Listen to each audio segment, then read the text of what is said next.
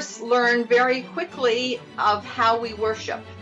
In training acolytes and actually being present and being an acolyte helps them understand what we are doing in worship, all the different orders of worship.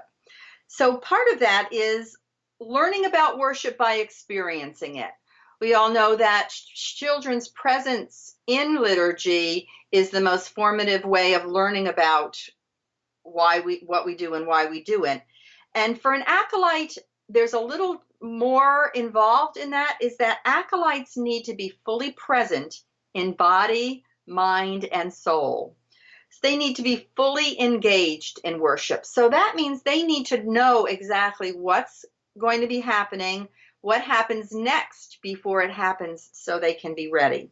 It's different than sitting in the pew. They have to be totally aware of all of the people involved in making liturgy happen. So we need to clearly define what the roles of our acolytes are going to be in worship. If they're a crucifer carrying the cross, what are those points that they need to be moving? Where do they need to go? How long? And at what are the points, the triggers or the cues that they have that need to go? For example, if you do a gospel procession in your church, the person who is the crucifer leading that gospel procession and the two torchbearers need to know when in the service it is time to move. So in my congregation, it's usually the second verse of the sequence hymn. So they need to know what the sequence hymn is. They need to know that, okay, this is going to follow the second reading. So having those cues along the way is part of that training for that.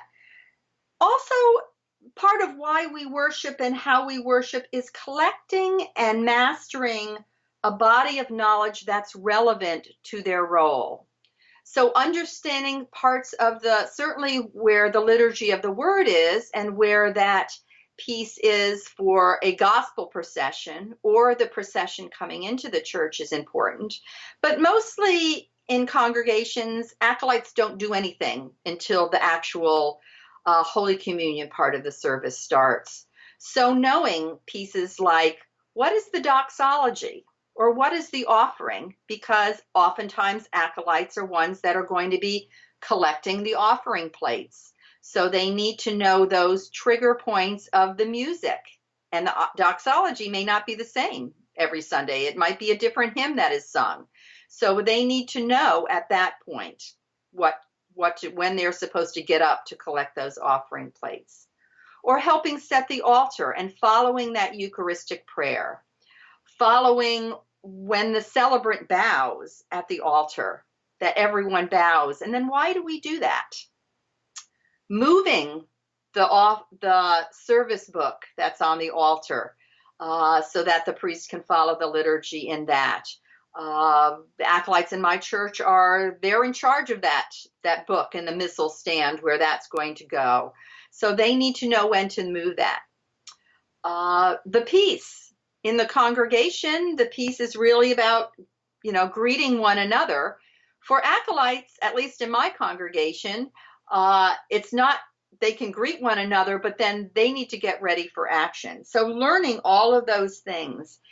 And by experiencing the liturgy in its fullness and following through all of those different places, they know what's going to be happening.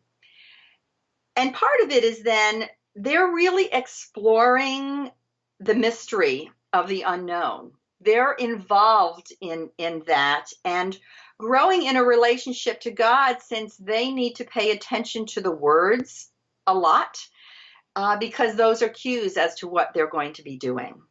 So they are definitely active participants in service at God's table.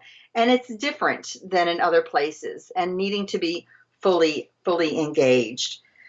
So what acolytes do are very much leading worship and needing to know all of those things. And so how we train our acolytes is very important.